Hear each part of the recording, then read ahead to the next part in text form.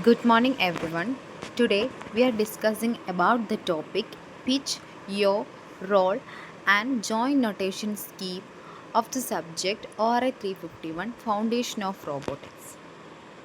So, after completion of this presentation, the students must understand the concept of pitch, yaw, and roll, and what is joint notation scheme. First is pitch, roll, yaw. In robotics, pitch, roll, and yaw are used to describe the orientation of robot's end effector. End effector means what? Any gripper, tool, or sensors.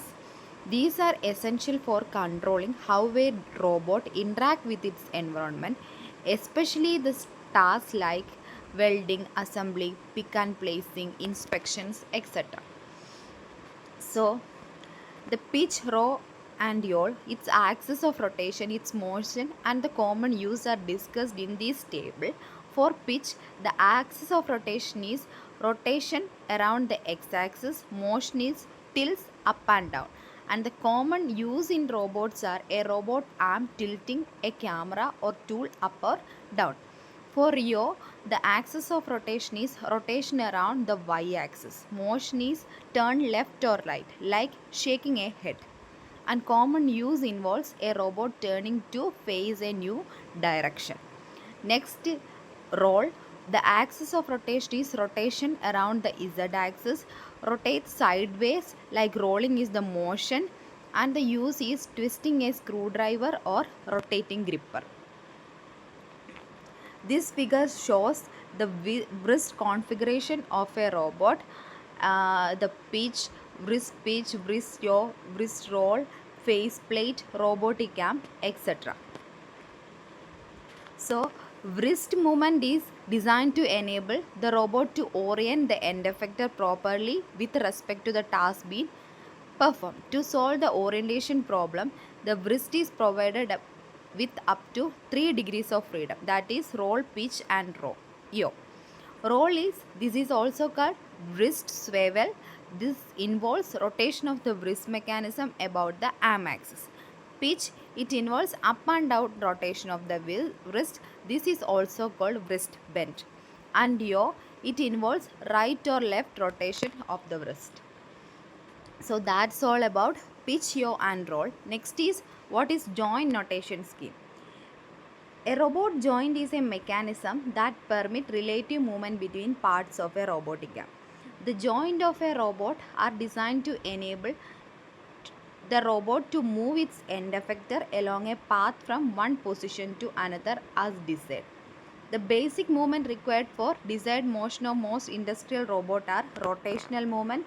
This is the rotation of the arm about the vertical axis.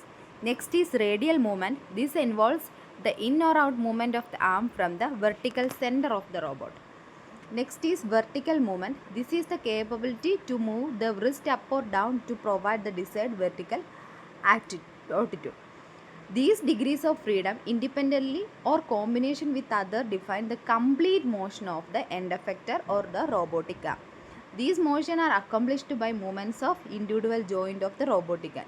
Depending on the nature of this relative motion, the joints are classified as prismatic or revolute. The first one is prismatic joint. Prismatic joints are also called known as sliding as well as linear joint. They are called prismatic because the cross section of the joint is considered as a generalized prism.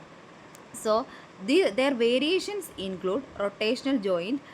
The notation is R, twisting joint T, revolutionary joint V, and linear joint L. Rotational joint, rotation about the axis perpendicular to adjoint link. Twisting joint, the rotation take place about an axis that is parallel to both adjoining links.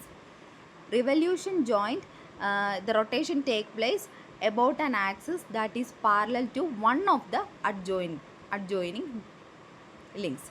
Next is linear joint, enable robot to move in a straight line. Next is orthogonal joint. The feature relative motion take place by the input link and output current. This kind of motion involved in the orthogonal joint is a translational sliding motion. So that's all about the joint notation scheme. I hope all you understand about both the topic. Thank you.